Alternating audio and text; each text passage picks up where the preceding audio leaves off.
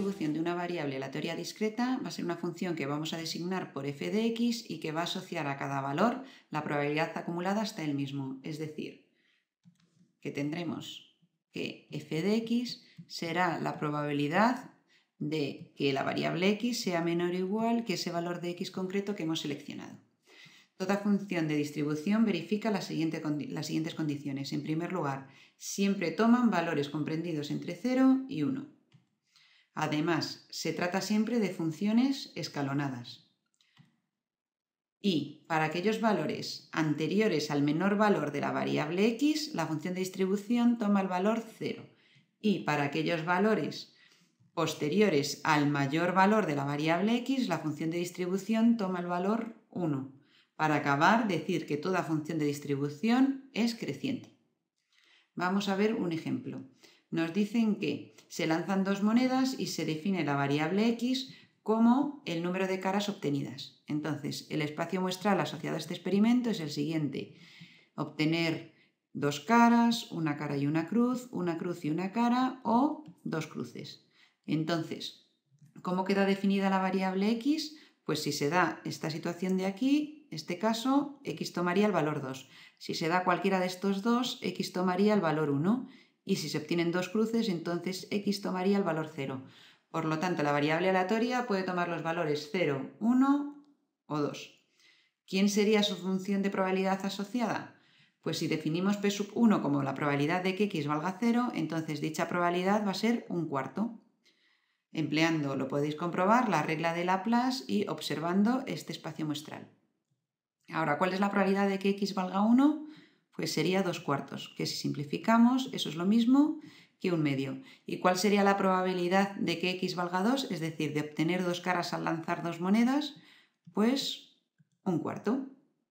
Una vez definida la función de probabilidad, podemos pasar a definir la función de distribución. Entonces, ¿quién sería f de x?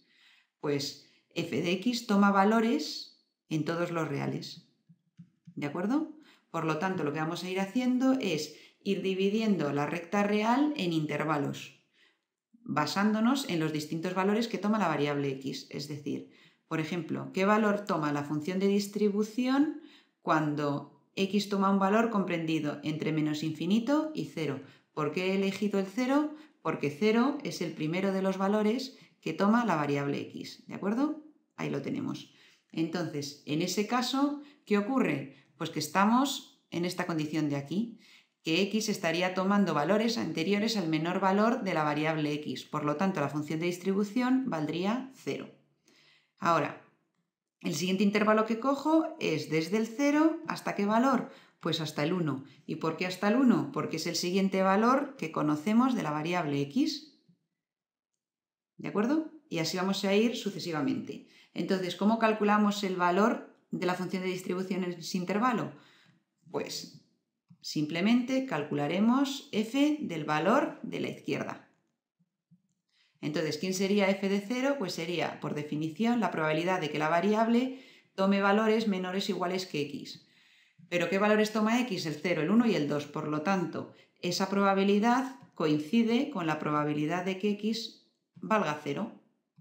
Ese valor es p sub 1, que hemos dicho que valía un cuarto.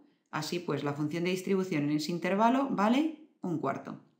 ¿Cuál sería el siguiente intervalo en el que definimos la función de distribución? Pues el intervalo 1, 2. ¿Y por qué el 2? Pues como hemos dicho anteriormente, porque es el siguiente valor que tenemos de la variable x y además es el último. ¿De acuerdo? ¿Cómo calculamos el valor de la función de distribución?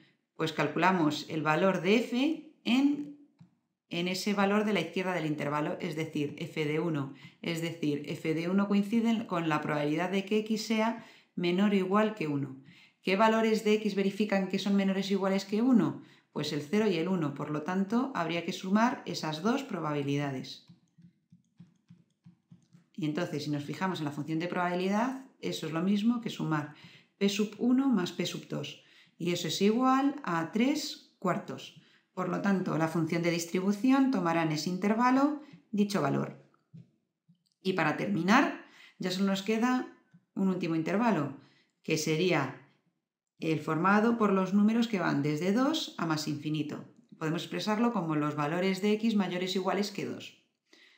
Entonces, como ese intervalo coincide con los valores comprendidos entre 2 y más infinito, entonces para hallar el valor de la función de distribución bastaría con que calculásemos el valor de f de 2. Entonces, ¿cuánto valdría f de 2? Pues sería la probabilidad de que x fuese menor o igual que 2. ¿En qué ocasiones puede tomar x valores menores o iguales que 2?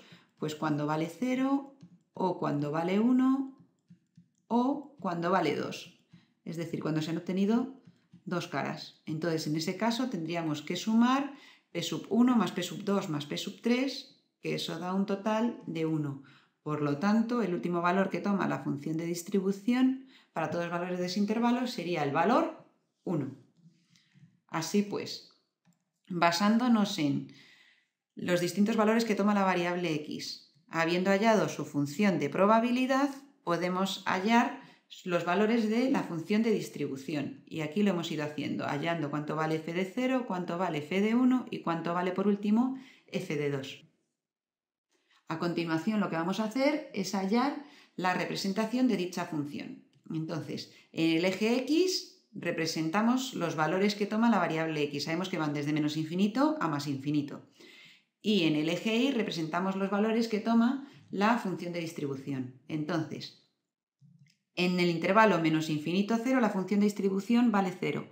Así pues, tendríamos una línea similar a esta. Ahora, entre los valores 0 y 1 de la variable x, la función vale un cuarto. Por lo tanto, tendríamos esto de aquí. Entre los valores 1 y 2, la función de distribución toma los valores o toma el valor 3 cuartos. Y para aquellos valores de x mayores que 2, la función de distribución vale 1. Por lo tanto, tendríamos una línea similar a esta.